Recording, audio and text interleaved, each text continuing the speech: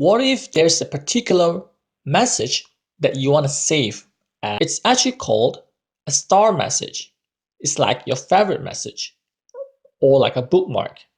So let's just say I want to save, or I want to mark a message with John. For example, let's say this message here. So I just press and hold this message, and at the top right corner menu, I will see star.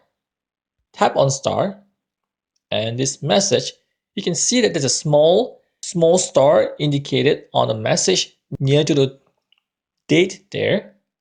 So that means that this message has been starred or saved as favorite, whatever you want to call it.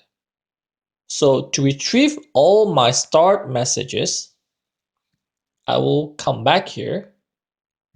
Then you see this menu here, starred messages. Tap on it, and the message appears here.